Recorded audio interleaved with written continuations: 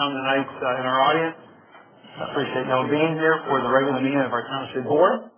And as we always like to do here after call to order, we turn to one of our board members for prayer for guidance. Tonight is Mr. Swan. So, John. Well, thank you, Jim. Our heads, please.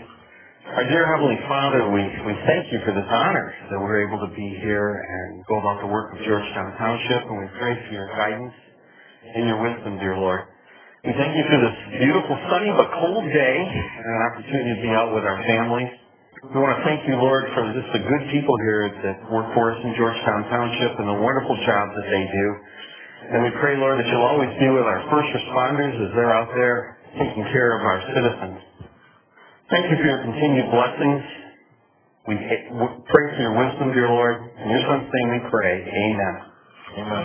John, you all stand for the Pledge of Allegiance. I pledge allegiance to the flag of the United States of America and to the republic for which it stands, one nation, under God, indivisible, with liberty and justice for all. Thank you. Maybe. And all are present tonight. I'm going to say it's been a little while, and in all sincerity, I kind of miss it. So it's good to see everybody. I know we've had committee meetings and the like, but we haven't met together for a bit here since early March. So, all right.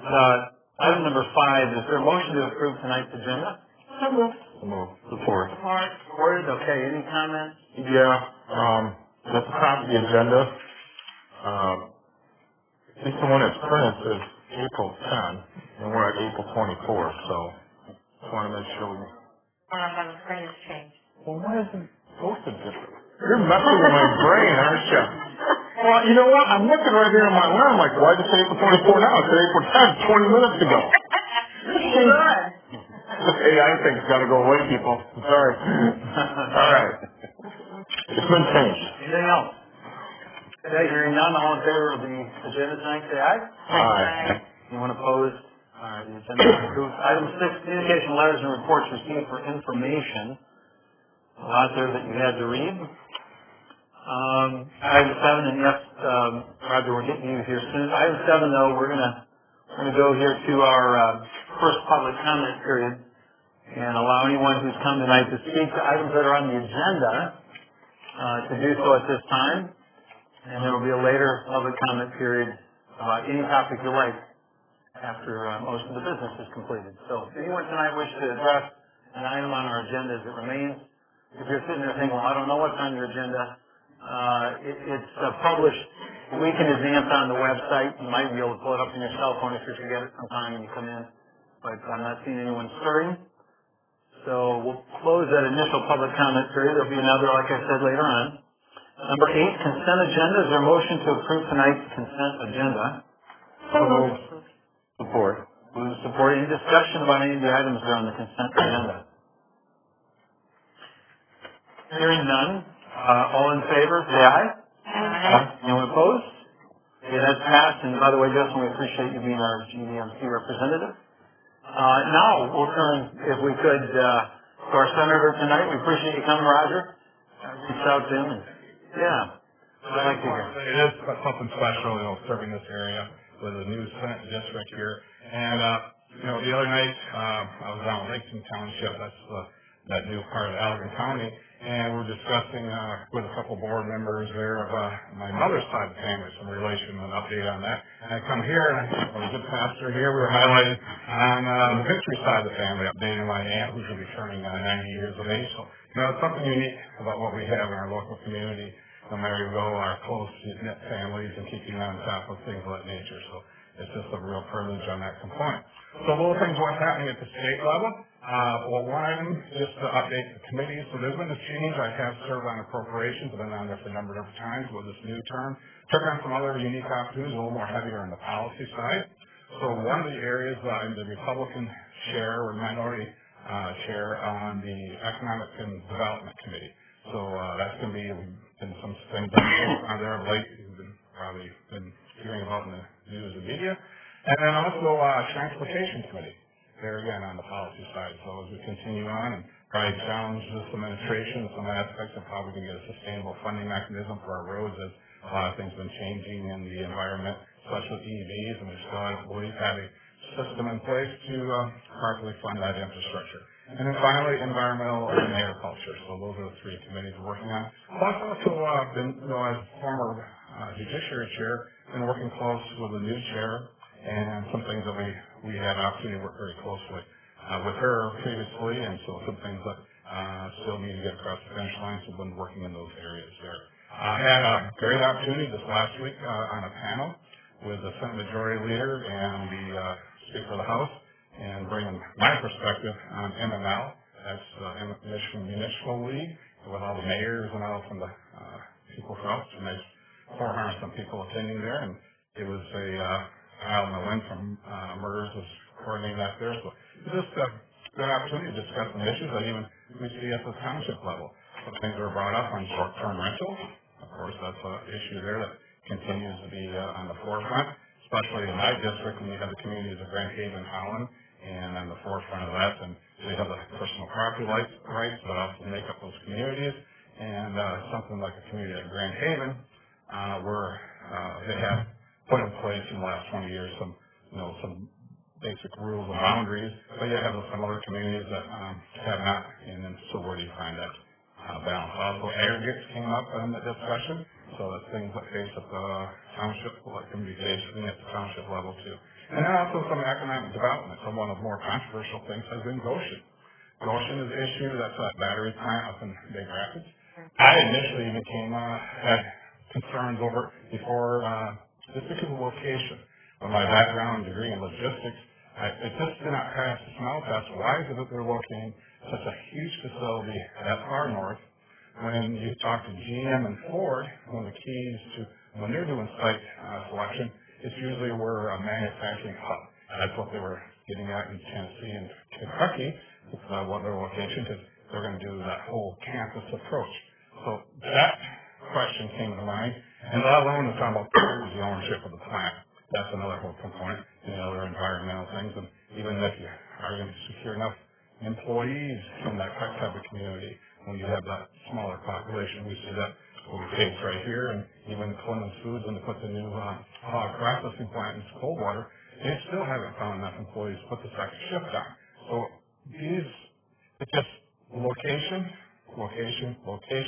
is always the one of those rules when you learn real estate, and I think it violates one of those, that basic component there. Then again, without even getting to the ownership of that plant and the Chinese Communist Party and those things. So that's been taking up a lot of bandwidth in Lansing, and I actually have been getting some phone calls and working with former Congressman Ambassador Pete Hoekstra too, so he's been on the forefront. Been informing some things of his background and understanding of it too. So also, I described what is the new makeup in Lansing. So you have majority is controlled by Democrats. Now, as we Republicans are a minority, but also I'm not going to stand here and say, oh, we can't do anything. I don't take you elected me to go to Lansing to represent this district and to work hard and continue to work hard. So I described it before, we're going to be traveling probably around 65 mile an hour forward. Now we're more doing, I'd say 45 mile an hour forward. And continue on, represent our districts, bring those issues forward. I look at the other party, they've been traveling about 110. Not sustainable. They haven't been checking the oil of the car per se, checking the air pressure, and I do not know how much longer they can continue at this pace, because when things come jammed through committee, the committee process is not realized, mistakes can be made, and we're going to start seeing those effects going forward. I do feel like we're reinventing ourselves after a lost decade. We saw the same process played out in the Granholm administration, and it took hard work, tough decisions to get the state back on board, and now a lot of these same policies that are being re-implemented that led us into that lost decade and for economic growth. And it's kind of disturbing when you're seeing statewide publications out there welcoming our businesses to their states because of policies that have been passed at the state level. There will be a price to be paid. Also, the spending of the budget. I advocated on a number of different projects. I looked at those dollars, and I would say, if they had invested in infrastructure, it would pay a dividend. And we see things with natures like water lines, sewer lines, make that happen. And I will stand by the work I have done. So like what we see here in Ottawa County, we brought in nearly $100 million for infrastructure right here in Ottawa County. But I see this administration going on non-sustainable projects, not infrastructure, but other projects that who knows when they're going to get up and running, and when they do, what's the sustainability of the revenue stream? Because this is one-time money, but being spent on ongoing programs and projects.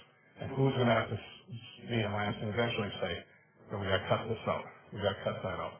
We saw that same playbook made 10, 12 years ago, and I see that it seems like we're rewriting that same playbook with it.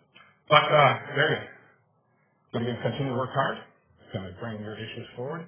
I have this opportunity to serve this new Senate district. It's called Senate District 1. We also have Mark Heisinger, a good colleague from Kent County Walker. He is part of Ottawa County there too. And with him, and actually, you can't exclude Chester Township.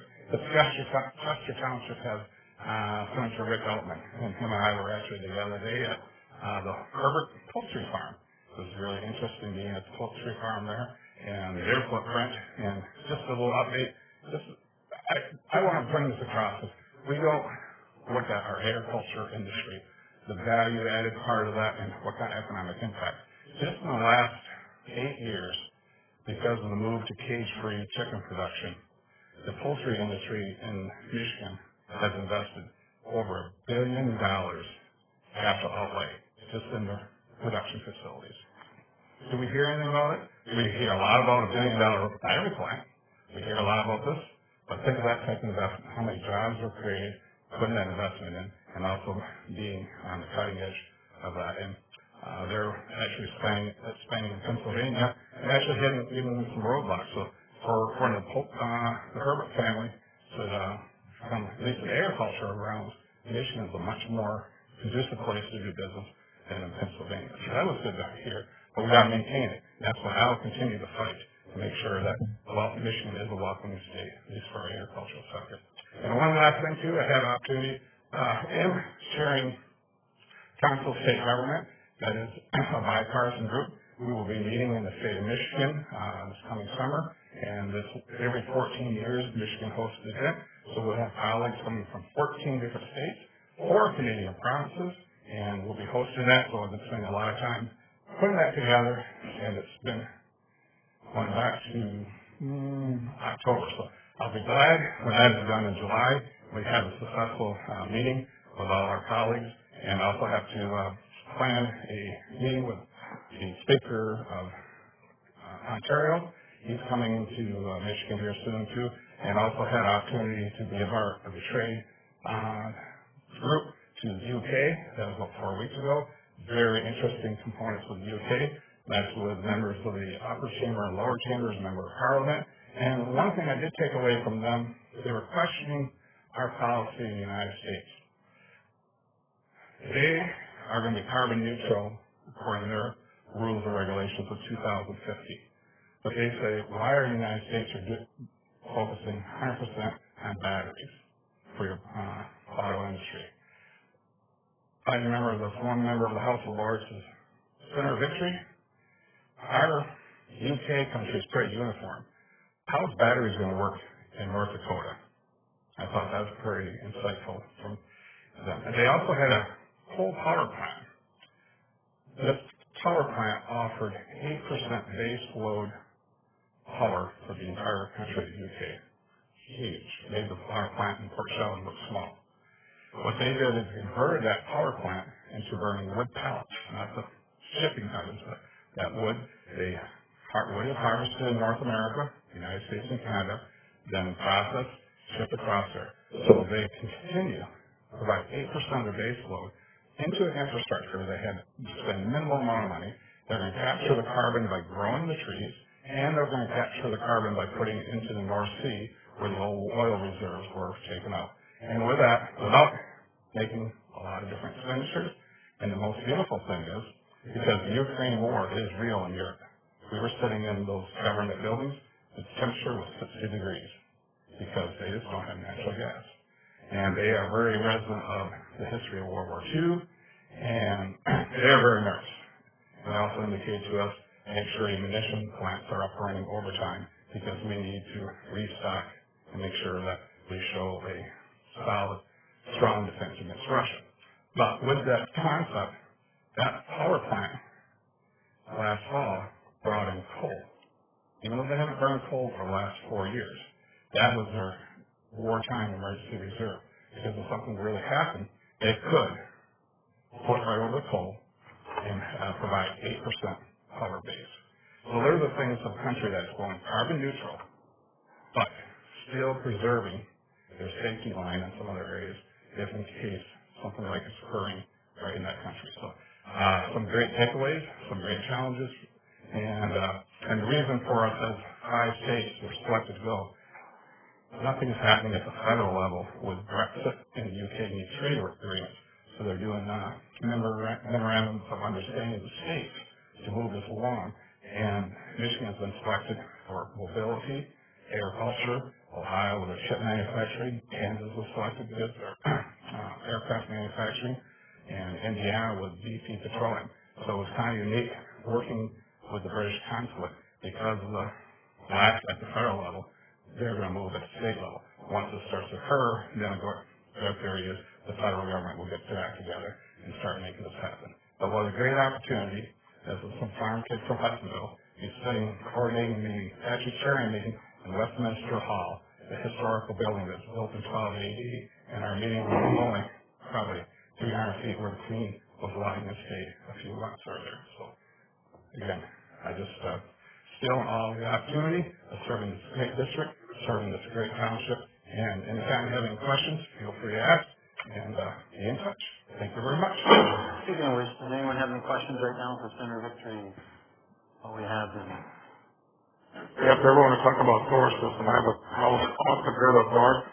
I'll explain how batteries don't work all the time. And the concern from them, who is the country that's going carbon neutral by 2050, say, be careful. Be careful. Well, I'm at the 45th parallel, and I can write a book on it. I've had it for a year now, so. Yeah. I see, Ryan, this is probably more casual I've seen you typically. You're promoting the community. Yep, I've had 2 times where I haven't worn a suit. It's been coming straight from the field. Well, again, thank you very much for what you do. Thank you for, and just I think your work right here, what makes our community something special. So when you have good townships, local governments, which makes my job in Lansing a whole lot easier to serve. You know, I've had opportunities being in the State House and in the Senate, and I will continue to drive 45, and we'll continue to keep that foot on the accelerator and push that a little bit more, making sure our voice is heard in Lansing in this more changed environment, which can be difficult to be heard at times, but I won't be quiet. We'll continue to push forward. Thank you, and I appreciate the positive outlook and the can-do attitude and pushing forward. It's easy to come and gripe and complain about what was and what is, and from your perspective, right? So we appreciate you working hard for the people of Ottawa County and in your area, right? That's correct. You have a chance to see other townships and go and address their boards like you are here tonight. Just one question to you: are you seeing issues percolating in these other townships where you say, "Hey, Georgetown, you should be addressing this, or you should be thinking about that"? You probably have more contact that way than what we have. Well, one is, a lot of times if you're not in the media, it means you're doing the job pretty well. So far, overall, there's been more, I think Georgetown takes a very pragmatic approach. You have, one is, you have a large town. People don't realize how large the Georgetown Township is, how large your budget is in those areas. And yet, you got these, with that size, sometimes things can go astray. So you have to do your due diligence. You have to, you just don't put on autopilot. But I do believe, you have board members that will dig into it, ask the questions. And sometimes asking the difficult questions doesn't mean you're against each other, but you just are asking the questions for the betterment of the community. And I see townships that can be professional, have a professional courtesy among themselves, and ask those difficult questions and challenge each other. And at the end of the day, at the end of the meeting, come forth with a product that represents their community. That seems to be the key to success. And you apply that now in your position in Lansing, being on the minority side of things. You've got to have that same attitude, I'm sure. That's correct, and I also really do appreciate those relationships I developed when I did hold the gavel, making sure that there was a voice given, and remember, it was going to be directed on what my perspective and my values, but always making sure at least the voice was heard. Now that that was there, being approached and being that catalyst to things forward, and again, have the opportunity to be that voice. And I would say, challenge those who say you can't do something. No, there's always opportunity. It's just a different road you may be traveling, or some different technique. But that's where you need to employ that technique and find that different route to represent your community and your districts and make that happen. Hold them accountable. I got another question for you, Rod.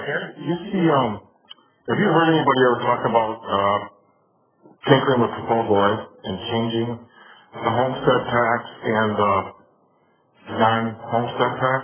Because it's one thing I hear a lot about, because I have several properties in different counties in Michigan. One of the biggest complaints is that because home ownership is becoming so expensive, you see a lot more apartments, and people complain that their rent is so high. Well, guess what? Those apartments are paying up for 18, 20 mils.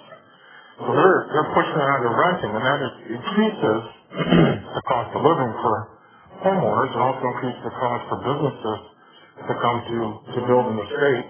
If they're going to build a $4 million facility and they're paying 18 mils, people that own a home don't understand that because they get an exemption from a lot of taxes. And they don't get the exemption. They don't, right. So you get these businesses coming in, or whether you're agriculture, whether you own rental property, whether you own a second home, you're paying big money, but you're getting taxation without representation because you don't vote on those villages. So I'm just wondering if that's a tax that's coming up or not. Currently, Gary, you bring valid points. Those items have discussions going on, but of the way with the current environment, I don't see the catalyst of that opening that proposal A, because when you open that up, all these things follow through. So the willpower to go in that direction, I do not see that currently in Lansing with all this other noise that's going on. Now, when we come through, this administration burns through all this money that's on the balance sheet, and we start to see some realities coming. When a state hits a crisis mode, sorry that I just shouldn't operate that way, people start to listen and say, we better start to look at this because this is not sustainable. We got some issues here. But right now in this current environment, they're still a little drunk on this, I call the Biden bus. And it takes away from dealing with some of the real issues. Now, I would like to focus on those things, but how do I get that attention when somebody says, why are you worrying about it? Because the budgets are being balanced. But just think of this. California, 6 months ago, had over $100 billion surplus. 6 months ago. They're now at a deficit at $16 billion. New York, not quite as extreme, but similar. Now, thankfully, we're not California or New York at this point in time, but we're starting to adopt some of those policies. Where's Michigan be landing here within another year? That's why you as a township too continue to make sure you're good stewards of these dollars. These aren't your dollars, but the dollars of the constituents you represent. And it might look pretty promising right now, but make sure you're setting yourself up for sustainability and not funding projects that would need additional money after this one-time dollars and for the future and not for the immediate gratification. And that's why I do see most of our townships in the area have been looking more long-term, and even some of these surplus dollars have invested more into infrastructure and long-term and not setting up what I call the immediate gratification and non-sustainable items compared to in other parts of the state. Okay. I probably went over my 3-minute limit.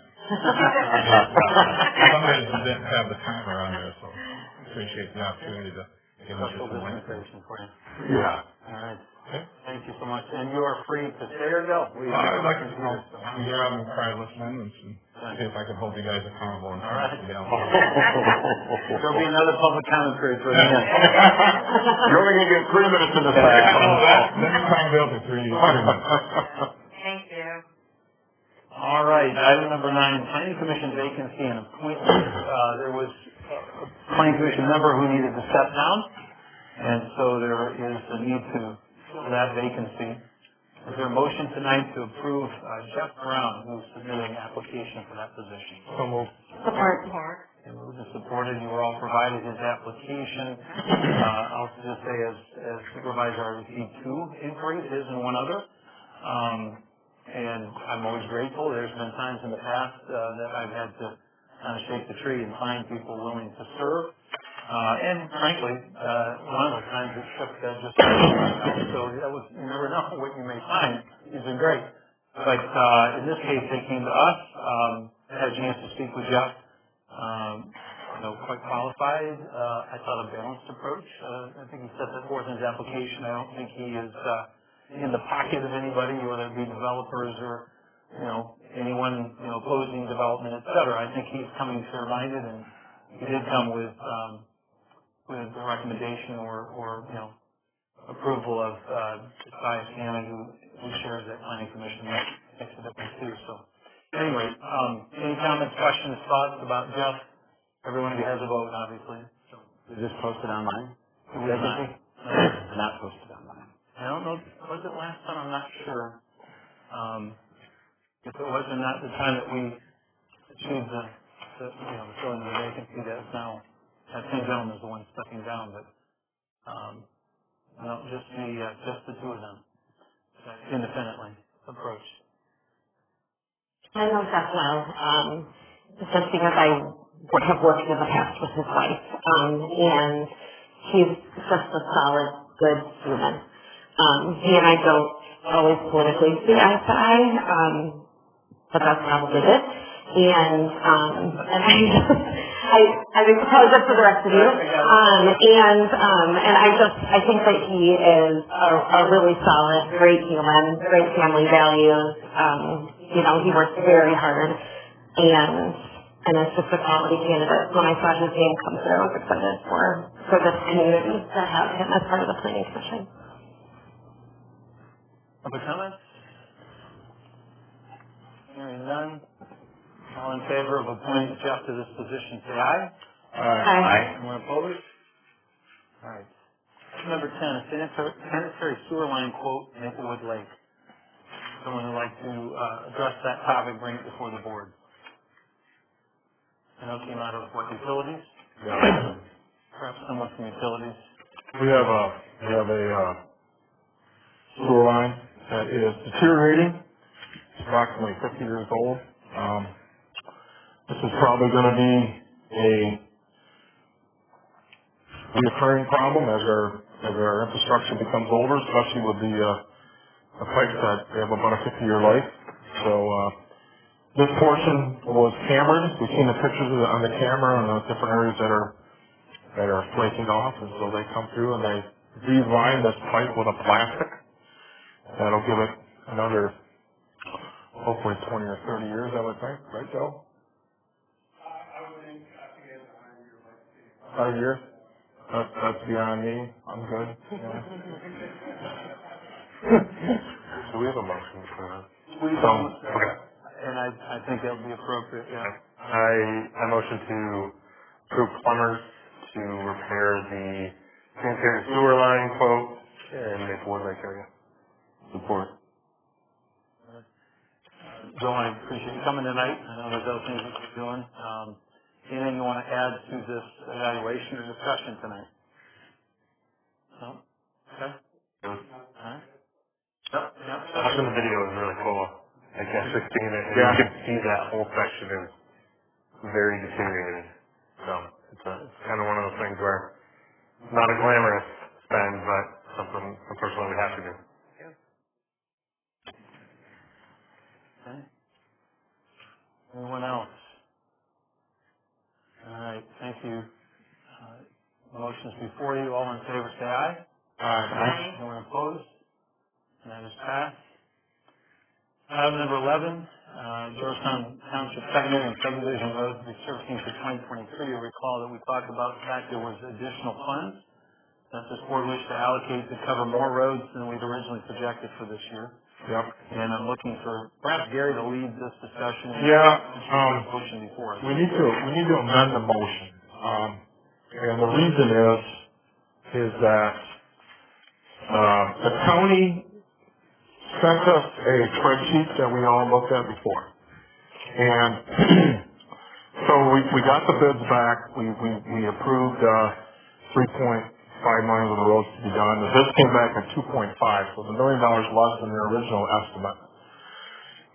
And then we met again last week, and we were going to approve the next group of roads on the list. But unbeknownst to me, when I was going through that list, that they changed the spreadsheet. So it's not the same spreadsheet that I was working off from, which I was working off the original one. They sent out a different one, and that spreadsheet was different. And so what happened is they put roads on there that we would not normally tar because they don't have water and sewer. And the board in the past has made a decision that we wouldn't tar roads that needed water and sewer. We don't want to tear it up if we need to do that. So inadvertently, 3 roads got put on there that shouldn't have. In the original spreadsheet, they weren't on there. So we're going to propose tonight another section of roads. I gotta find my.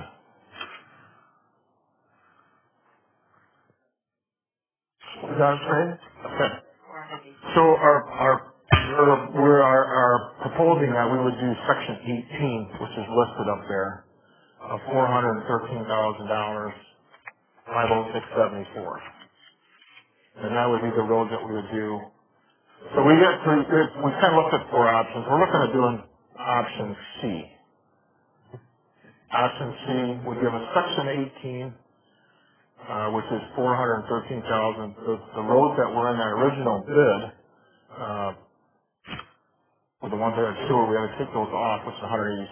That brings our total bid up to $3,387,642, which would still keep us under the $3.5 million to pave that many roads this year. And that'll give us close to 14 miles worth of roads, which I was really kind of pleased because we did 16 miles last year. And originally the county said, there ain't no way you're going to get close to that again this year. And the bids have come in, and we're actually looking pretty good to get a lot of roads done for that amount of money. Good. Yeah. Good investment. It is. It is. And the county's been working with us a little bit. They had a couple suggestions. There's some roads that we were going to stop at. They said if we could pull through, we'd get a better job, we'd get a little more roads done for this amount of money. So they've been a little proactive too. And we're looking at next year at sections of doing, which would be able to be another. Again, we're trying to get it more streamlined so that when we approve road sections, like if we do Georgetown Forest, that would be part of it, or we do Lamplight, or we do Berger Estates. We're trying to get sections done. Whether one road may be worse than another, at least we got that section done. So when you go back 10 years from now, you can see that section again. So, which is a savings, an efficiency that gives us enough savings and getting more roads done for the money. Any reason to think, Gary, we won't complete this work yet this year, given the lateness of the bids? No, I think we get it done this year, but we've been pushing hard. That's why we had a meeting last week, because we wanted to get this on the agenda tonight. And we've been a little bit frustrating, because normally the county has the bids out in March. This year we didn't get our bids until April 5. So we've been scrambling to get these next ones on the list, and I think we'll get it done yet this year. And when we approved it in utilities, we also gave Rob a heads up to told them, hey. Yes. Rob has talked. We're going to add these on these. We told Rob to kind of get a hold of the county and give him a little bit of a heads up and start kind of like getting some numbers together for it. So he has done that. We think that these numbers will probably what's going to come in as too. That they have done a projection and they have reached out to the car companies to figure out what's going to cost. This will probably give you the number too. Mm-hmm. So yeah. This might be the single most tangible thing that we do. Sure. For constituents, right? That people notice and take stock of. Yeah. Well, I think 20th is going to be done this year too, in my understanding, which will be huge, which is county doing that, not us, but 20th is pretty much a must. So, yeah. seems the economy's slowing down, and so we were able to save $1 million on the bid. And so it's sad that the economy might be slowing, but it's an incredible bonus for us to get more bang for the buck. So, Good. 30 miles road in 2 years. Wow. Okay. Anyone else? Comments, questions? Is there a motion on that we're voting on specifically? Yeah, the motion is that we would adopt option C, as you see before you. Appreciate that, utilities. Is there any more discussion? Otherwise, I'll call for a vote. Hearing none, all in favor say aye. Aye. Anyone opposed? Just like that, you spent $2.3 million.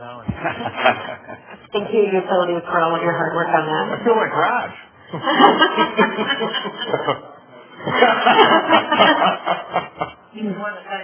Come on, you're taking away my steam. I'm feeling good about this, okay? All right, item number 12 here. Computer purchases, been a little while since we've updated computers within the offices. I know this was something Rod was working on before he left. It was taken up in finance here this past Monday when I was out of state, so we'll defer to someone that was part of that meeting or any of you to place this before the board. What do you want to do? Motion to accept the purchase of these new computers that are listed here through Dell.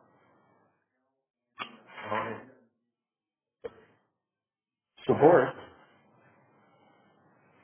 Okay, those are supported. I know historically, about every, 5 years or so, this has come before. It hasn't, maybe 6 now this last time, I don't know. Close to it now? We have some rotation. Library got them a few years ago. So it's 5 or 6 in the township offices. Yeah. Because they're shipping them to Dan Carlson. Send that guy the bill. Send them the bill. Send them the bill. Our computers are old and slow. The one caveat that we did add initially to that was that we, moving forward, we have asset tags that we can keep track of them. And as well as the old ones, see if there's a market to potentially sell them. We've had some conversations. So the library is going to take our old ones. They use them in their center areas and children areas, and then we'll sell their old ones. So I'm happy to get some computers. That's what we've done in the past. So We're supposed to be getting an asset list too of the computers, current computers.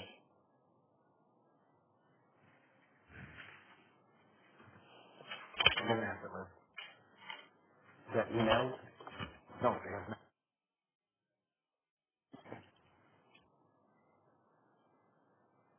Anyone else?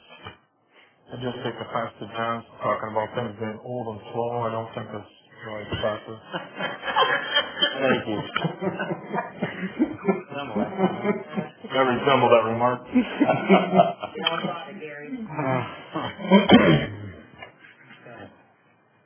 Well, all right.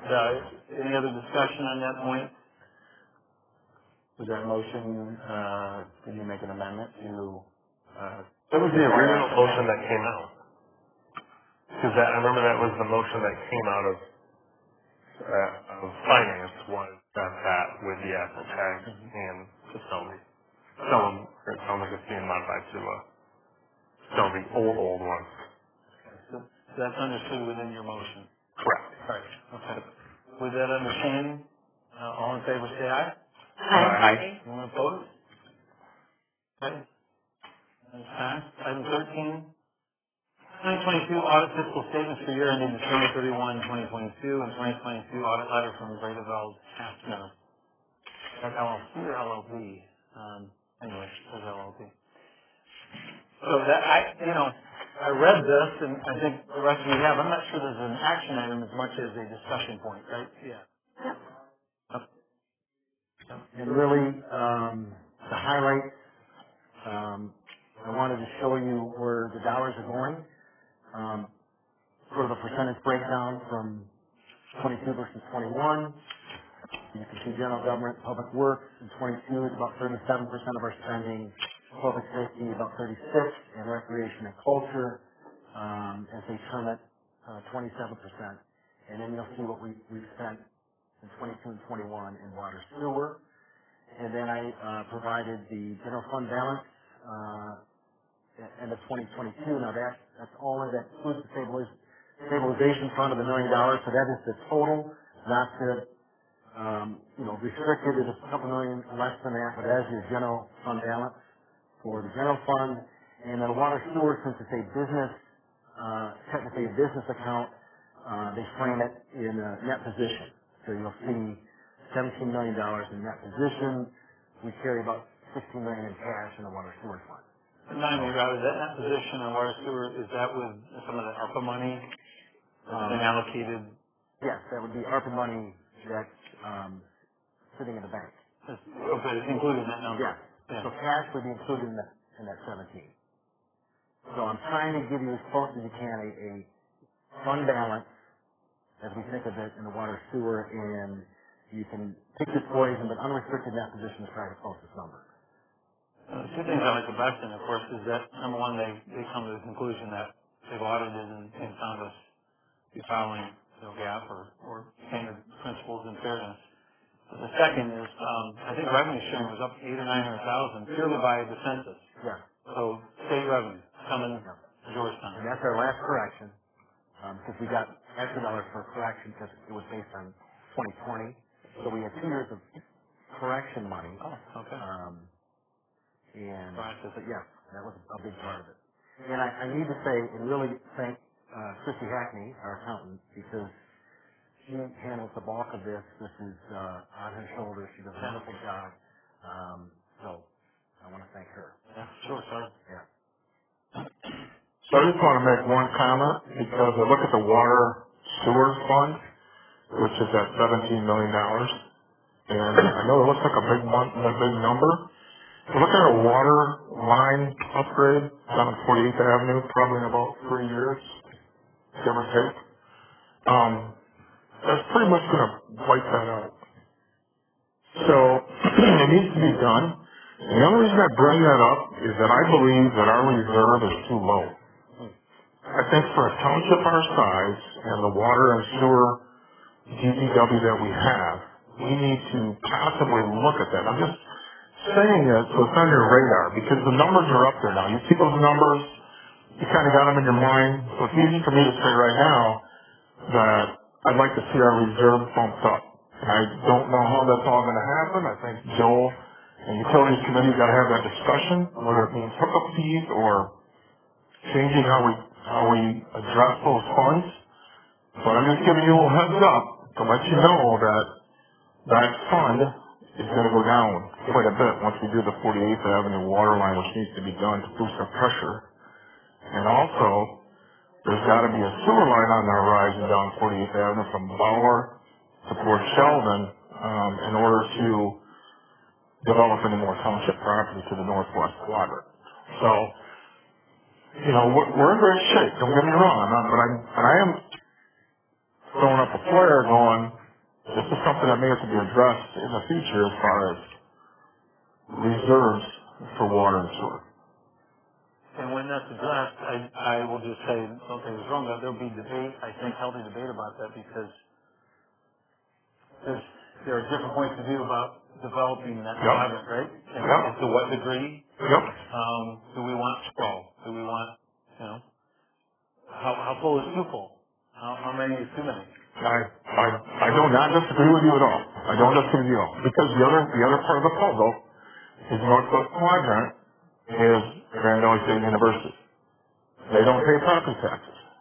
So I've been watching them buy the property coming this way. And they're starting to move into Georgetown Township. And that's all great. They want the services, but they don't really pay property taxes. So it's always a conversation of what's the best for the township, okay? That's what we're here for. What's the best for the township? So I'm just pointing out little things that I see as I watch the numbers and I watch the development, I watch the property, and we're kind of like having time to talk with Joe, trying to meet with Joe every couple months just to see what's going on. So those are the things we've got to look at. It's the future of the township. the direction. So. Yeah. We'll have at it, Some of us like LDR and RR and ag and. Rod just wants to plant turnips all the time, so I'm like. I'll say this, I don't feel beholden to the developers who worry about running out of development space, and that's not a slight to you. No. I'm saying, but I don't feel, what are we going to do for Eastbrook, and they want to build 50 more. You know what? That's not my problem. And I agree with you on that. I agree with you on that. But there's going to come a time when we have to partner with them. It's still going to cost money. The water line we're running is to service the township because we need to get pressure up. So we're going to be doing that.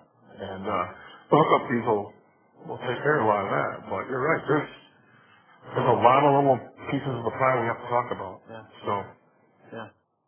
And then I'll be gone, but someday I want our kids to know when they left Georgetown and entered Blendon, or whatever, right? And it'd be more than a sign, as it wouldn't be so developed that you're like, I don't know where one just stopped and another started. Yeah, well. I know it's way down the road, but. I used to live in LA, so I know what that feels like. Really? Yeah. I know that. You don't see me in LA, Dan? Yeah. Other comments, observations? Please give our thanks. Yeah. I would guess the key is that, I would say that the key is that I think last year our net position improved by about $3 million. This year it's 2.2, and then water and sewer this year was down a little bit. It improved by just over $1 million. So lots of money coming in. And that too will lead to future discussions. Gary said, we've got a limited budget for that DCW, so we have to be careful with our spending. I'd also like to see a list of, what can we look forward to, or what's next on the list for aged infrastructure that we need to start thinking about and preparing for. Because as far as depreciation goes, we're I think 1/3 depreciated for our infrastructure, so that loosely means our infrastructure is about 1/3 of its life at this point. Yeah. But there are pipes coming like the one over by Maplewood Lake. So these are things we need to look at and say, what's next? What's coming next? Correct me if I'm wrong, Michael, was it finance where, I'm sorry, Joel, I think you came in and we were paying an outside firm to kind of do that forward look. And I think we're all saying, hey, that's good. To anticipate, like you're saying, major expenditures. Did I have that right, Joel? Isn't there somebody undertaking that right now? Baker Tilly, that was it. Looking at like what Michael's saying, which is what's coming on the horizon that we've got a budget for.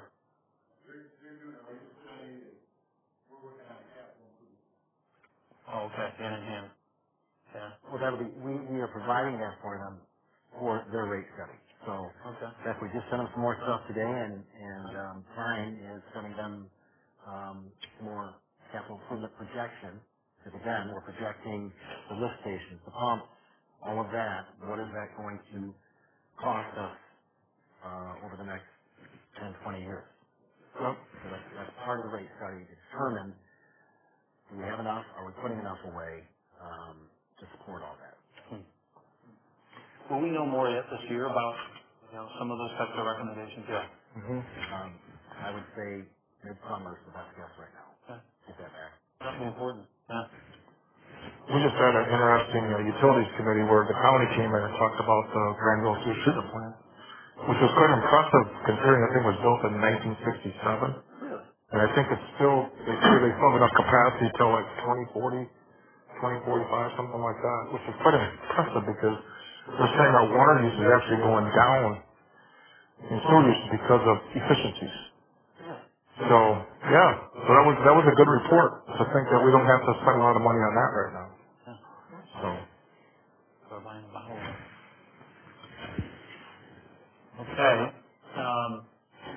Well, end of discussion on that?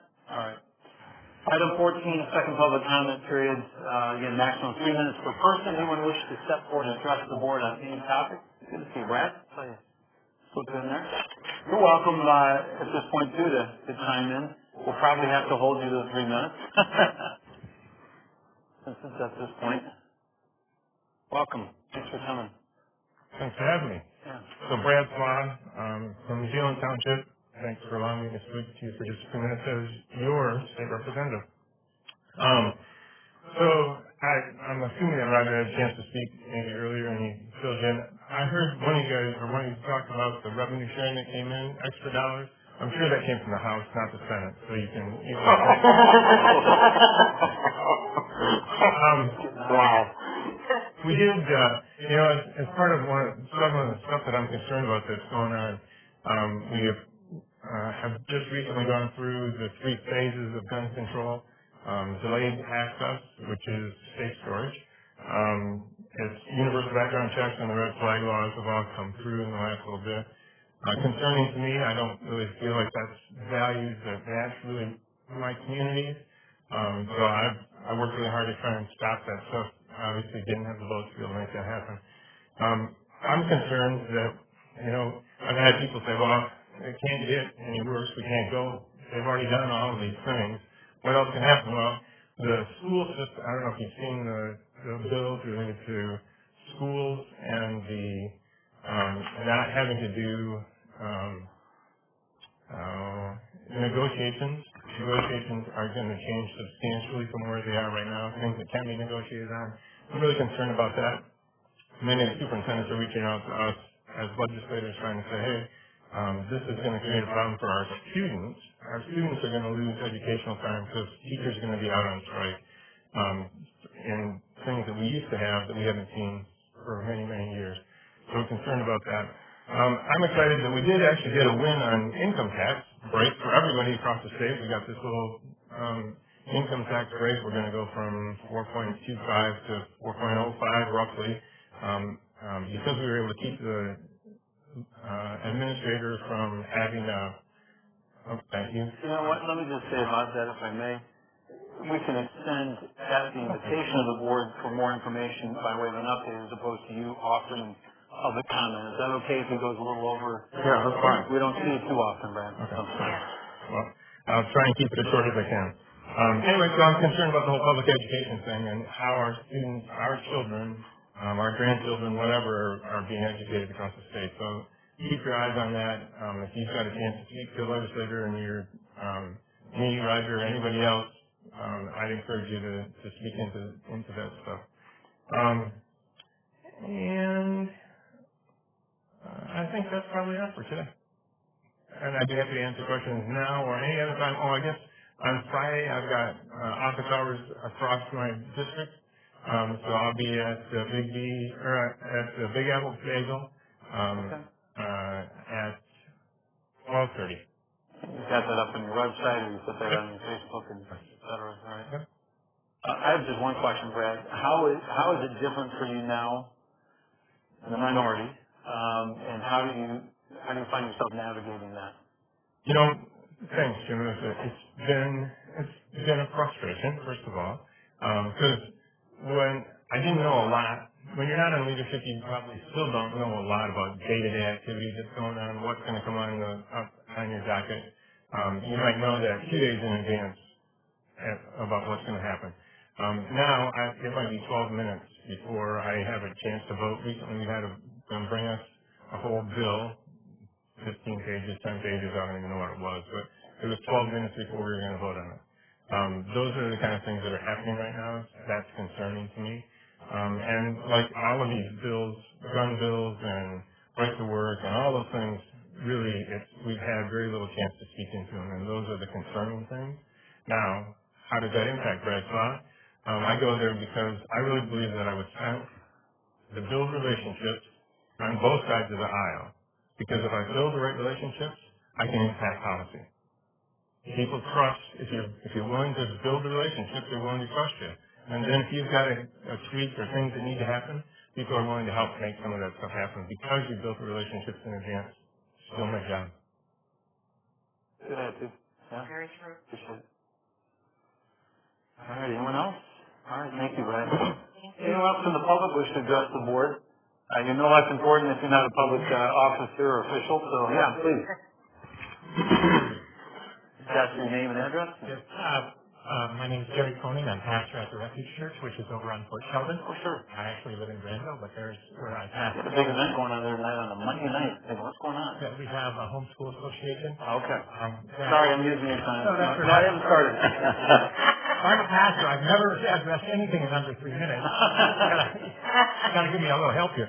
No, in 2008, our church, the Refuge, adopted Rush Creek. We were looking for something to do in our community to help with the environment, and we thought, well, let's adopt a road, as they often do. But we went with WEAC, West Michigan Environmental Action Council, and so we adopted Rush Creek, and we began by doing natural invertebrate surveys on Rush Creek, and we have done that every year, sometimes twice a year, since 2008. We do that with a large community. We do that with Georgetown Public. We do that with their classes there. We do it with Hudsonville Public. We get sometimes 30, 40 kids and adults in the stream looking for macroinvertebrates because that's a good indicator of the health of a stream. Later on in 2018, we participated in the grant that developed a master plan for Rush Creek, looking at its resources, its needs, remediation, and things like that. So we worked there and we looked at things like sediment, flashing, E. coli. We even had poo sniffing dogs came to our parking lot to sniff water that came from 52 locations in Rush Creek. And you thought all dogs sniffed poo, but these were really good at it. And we identified out of those different locations where a DNA test to see where that was coming from for the E. coli. And we noticed that there are some times in Rush Creek after a rainfall when the level of E. coli goes up to 22,000. Normally it's about 100 and 150. When it gets to 300, they usually say, don't do any bodily contact there. There are times when we found it at 22,000 parts per colonizing unit of E. coli in Rush Creek. There's an issue to deal with. So we've also been doing cleanups. Every year we do a cleanup. We go to 8th Avenue Park. We put in a boat, canoe, and we clean up all the way down to the bridge on Chicago Drive. We usually get a whole boatload of debris out of there. We've gotten a whole carpet from a living room. It's about 14 by 22 out of there. We've gotten an entire tractor tire out of there. We had to cut it up into pieces to get it out. We have people that go there with pickaxe every year to try to dig out stuff from the bottom of Rush Creek. All kinds of styrofoam, bottles, and things like that. We fill up a boat every year just cleaning up that section of Rush Creek. And we've also started doing freshwater mussel surveys. Rush Creek is filled with freshwater mussels. There are large colonies of freshwater mussels. Each one of those mussels about this size filters 6 gallons of water a day. It takes a cleanup. It takes out E. coli. It takes out pharmaceuticals. It takes out all kinds of things. We think that Rush Creek is a resource to be utilized, and so we would love to be able to spend more time, and invite more people to spend time on that Rush Creek. My wife and I canoe Rush Creek every year. It's a beautiful place to canoe, and when you see all the things that Rush Creek has to offer, I think it would really be neat to offer that to the township so other people could appreciate the natural resource that we have here. I love that. I appreciate you guys investing that time quietly, really behind the scenes. I would invite you have the ability to email the board as a whole. If there were some sort of summary, pictures, even suggestions of these are ways in which we feel it's underutilized and you might want to consider as a township these potential uses, we'd welcome that to our inboxes. Okay?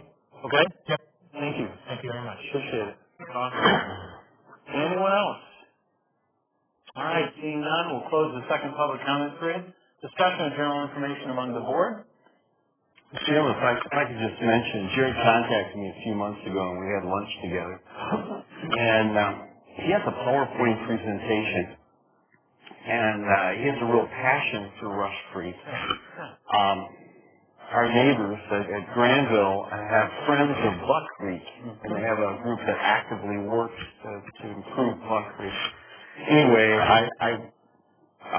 my hope was that once the board had a chance to meet him, that possibly in the services committee, I could get him on the agenda, and he could make a presentation to the services committee of what he sees as the potential from Rush Creek as an informational, and maybe some of the members would want to run with that to some degree.